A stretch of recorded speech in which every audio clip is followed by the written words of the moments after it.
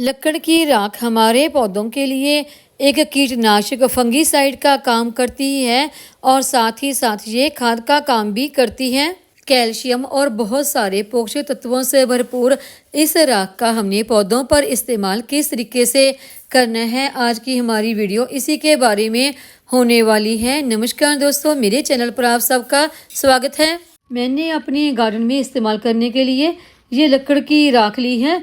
ये एक किस्म की फ्री की खाद ही है, क्योंकि लकड़ मैंने कुछ घर में जलाई थी और उसे फेंकने की बजाय मैंने इसकी राख को पौधों के ऊपर इस्तेमाल करना ठीक समझा। लकड़ की ये राख हमारे पौधों के लिए एक बहुत ही बेहतरीन खाद का काम करती है। वैसे तो हमारे पौधों के लिए गोबर के जो उपलों की राख होती है वो भी अच्छी रहती है और लकड़ की जो राख है दोनों ही बेहतर रहती हैं, लेकिन लकड़ की जो राख है इसका रिजल्ट हमारे पौधों के ऊपर ज़्यादा अच्छा मिलता है। अगर आपको लकड़ की राख नहीं मिल रही है तो उसकी जगह पर तब आप गोबर के उपलों की जो राख है उसका इस्तेमाल कर सकते हैं। लेकिन अगर लकड़ की राख आपको मिल जाती है तो वो गोबर के उपलों की राख से कहीं ज़्यादा बेटर काम करती है। लकड़ की जो राख है ये हमारे पौधों के लिए खाद का काम तो करती ही है और साथ ही ये फंगीसाइड का भी काम करती है।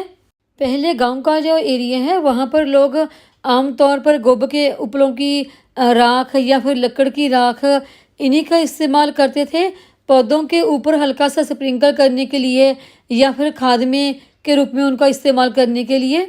लकड़ की इस राख में बहुत सारे माइक्रोन्यूट्रिएंट पाए जाते हैं। इसमें मेटल, फास्फोरस 1%, कैल्शियम और potassium 3%, magnesium, copper, zinc, sulphur, boron आदि बहुत अलग अलग तरह के माइक्रोन्यूट्रिएंट पाए जाते हैं, जो कि हमारे प्लांट्स के लिए बहुत ही ज़्यादा फायदेमंद होते हैं। ये पौधों की ग्रोथ के लिए तो बहुत अच्छे हैं ही, साथ ही हमारे प्लांट्स की फ्लावरिंग के लिए और अच्छी फ्रूटिंग के लिए बहुत ही अच्छे साबित होती हैं। लकड़ की इस राख में बहुत ही भरपूर मात्रा में कैल्शियम पाया जाता है, जो कि हमारे प्लांट्स की ग्रोथ के लिए बहुत ही अच्छा है। और इसमें अगर किसी पौधे में फ्लावरिंग नहीं हो रही है या फूल झड़ रहे हैं या फिर फ्रूटिंग नहीं हो रही है या फ्रूट आ तो रहा है लेकिन वो आके झड़ जाता है, तो उसके लिए ना ये लकड़ की जो राख है ये बहुत ही बेटर काम करती है। आप अपने पौधों के ऊपर जो बनाना पील से खाद बनती है वो और जो चूना होता है, अगर आप उनका इस्तेमाल नहीं करना चाहते क्योंकि उनमें कैल्शियम काफ़ी ज़्यादा होता है और हमारे पौधों के लिए उनकी फ्रूटिंग के लिए और फ्लावरिंग के लिए कैल्शियम की बहुत ज़्यादा ज़रूरत होती है, तो उसकी जगह पर आप लकड़ की इस राख का इस्तेमाल कर सकते हैं। क्योंकि लकड़ की इस राख में जो बनाना पील में कैल्शियम होता है, जो चूने में होता है, उससे कहीं ज़्यादा मात्रा में कैल्शियम जो है वो लकड़ की इस राख में पाया जाता है, तो उसकी जगह पर आप इसका इस्तेमाल अपने पौधों पर कर सकते हैं। आप इस राख का अलग अलग तरीके से अपने पौधों के ऊपर इस्तेमाल कर सकते हैं। आप इस राख का पौधों के ऊपर लिक्विड फॉर्म में इस्तेमाल कर सकते हैं, पौधों के ऊपर स्प्रिंकल करके भी इस्तेमाल कर सकते हैं और बिल्कुल सिंपल इसी तरह भी आप इस्तेमाल कर सकते हैं। और इस राख को आप वर्मी कंपोस्ट है, किचन वेस्ट या फिर जो गोबर की खाद होती है ना, उसमें मिक्स करके भी आप पौधों में इसका इस्तेमाल कर सकते हैं। और हर तरीके से इस्तेमाल की गई इस लकड़ की राख का रिजल्ट आपको हमेशा बेहतर ही मिलता है। अगर आपके पौधों के ऊपर चींटियों का अटैक हो गया है या कुछ फंगस लग गई है या फिर सनेला काफ़ी ज़्यादा लगे हैं आपकी मिट्टी में, तो उसके लिए भी आप इस राख का इस्तेमाल कर सकते हैं, जिसका कि रिजल्ट हमें बहुत ही बेहतरीन मिलता है। क्योंकि ये राख खाद का काम तो करती ही है, साथ में ही ये फंगीसाइड का भी काम करती है। और जिन पौधों के पत्ते आपके पीले पड़ गए हैं तो उसमें भी आप इस राख का इस्तेमाल कर सकते हैं। अगर आप सिंपल इस राख का पौधों के ऊपर इस्तेमाल कर रहे हैं तो बहुत ज़्यादा नहीं करना है गमलों में, नहीं तो वो फ़ायदे की जगह नुकसान भी कर सकते हैं। अगर आपके प्लांट्स में कीड़े मकोड़े लगे हैं तो आप इस राख को स्टेम, जो मेन स्टेम होती है ना, उसके आसपास थोड़ा सा छिड़क दें तो कीड़े मकोड़े नहीं लगते। अगर आपके किसी गमले में मॉस यानी कि ये हरी सी जो काई लगी होती है ना इस तरह की, तो उसमें भी आप हल्का हल्का सा इस राख का छिड़काव कर दें तो इससे जो काई है वो बिल्कुल ख़त्म हो जाती है। किसी प्लांट की पत्तियों में अगर कीड़े लग गए हैं तो उन पत्तियों के ऊपर आप इस राख का छिड़काव भी कर सकते हैं और 24 घंटे के बाद इनको धो दें। राख का जब भी आपने इस्तेमाल अपने प्लांट्स के ऊपर करना है तो जो छोटे गमले हैं उसमें आधा चम्मच ही राख का इस्तेमाल करें, और जो हमारे बड़े गमले या ड्रम वगैरह में आपने प्लांट लगा रखे हैं तो उसमें 1 चम्मच से ज़्यादा का इस्तेमाल ना करें। और महीने में राख का जो इस्तेमाल है वो प्लांट्स के ऊपर सिर्फ 1 बार ही करें। अगर आप राख का ज़्यादा इस्तेमाल करेंगे तो वो फ़ायदे की जगह नुकसान कर देगा, क्योंकि राख का ज़्यादा इस्तेमाल मिट्टी में पीएच का जो लेवल होता है उसको बढ़ा देता है, और वो बढ़ा हुआ लेवल जो हमारे प्लांट्स हैं उनके लिए नुकसानदायक होता है, क्योंकि इससे हमारे जो प्लांट्स हैं वो डैमेज हो जाते हैं। आप इस राख की लिक्विड फॉर्म में भी फर्टिलाइज़र बनाकर पौधों के ऊपर इस्तेमाल कर सकते हैं। यदि आपने 1 हिस्सा इस राख का लिया है तो उसमें आप 5 हिस्से पानी डाल सकते हैं। यानी कि अगर आपने 10 लीटर पानी लिया है तो उसके लिए 500 ग्राम यानी कि आधा किलो राख काफ़ी होती है। अगर आपकी राख 250 ग्राम है तो उसके लिए आप 5 लीटर पानी का इस्तेमाल कर सकते हैं। राख के लिक्विड फर्टिलाइज़र तैयार करने के लिए ना मेरे पास राख काफ़ी कम है, तो इसके लिए मैं पानी भी कम ही इस्तेमाल करूँगी।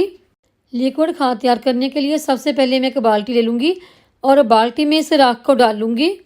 और राख के साथ ना देखिए मैंने जो ये कोयले हैं ना ये भी बीच में ही डाल लिए हैं, क्योंकि लकड़ से तैयार ये कोयले कोई बहुत ज़्यादा हार्ड नहीं हैं, सॉफ्ट ही हैं ये, और इनका भी हम गार्डनिंग में इस्तेमाल कर सकते हैं।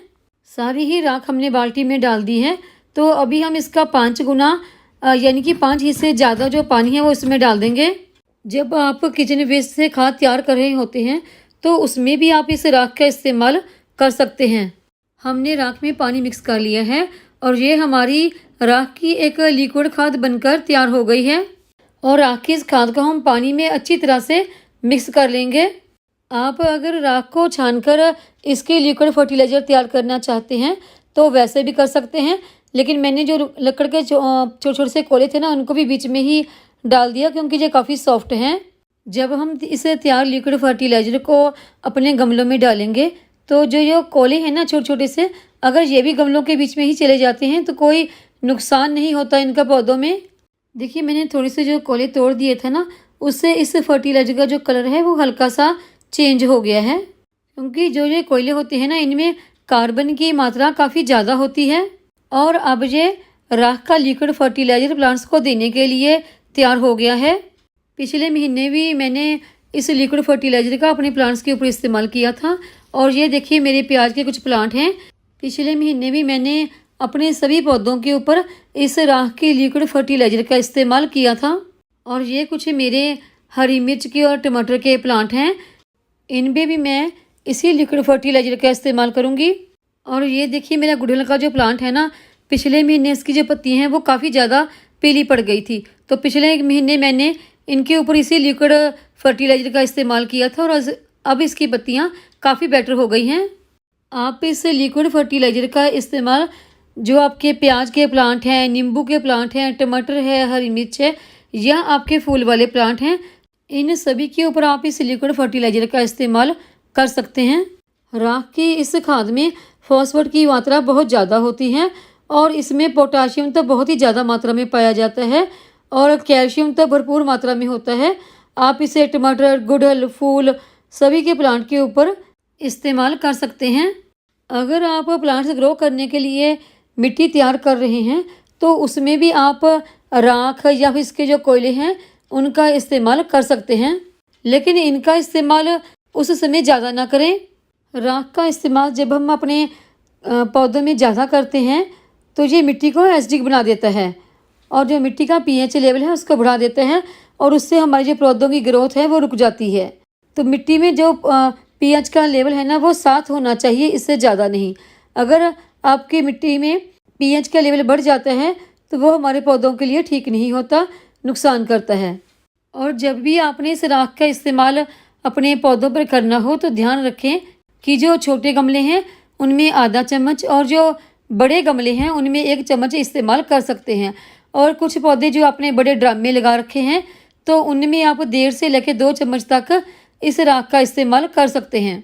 लकड़ की इस राख में calcium, potassium, magnesium, copper, zinc, sulphur, phosphorus भरपूर मात्रा में पाए जाते हैं और बहुत सारे इसमें माइक्रो न्यूट्रिएंट भी पाए जाते हैं जो कि हमारे पौधों की ग्रोथ के लिए बहुत ही ज़्यादा फायदेमंद होते हैं।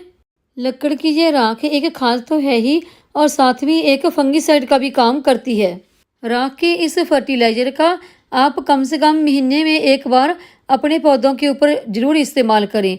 अगर आपको लकड़ की राख नहीं मिलती है तो आप जो गोबर के उपले होते हैं उनकी राख का इस्तेमाल कर सकते हैं।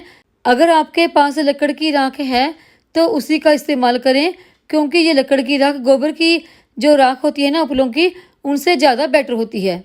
फ्री की इस खाद यानी कि लकड़ की राख का महीने में कम से कम एक बार तो ज़रूर अपने पौधों के ऊपर इस्तेमाल ज़रूर करें।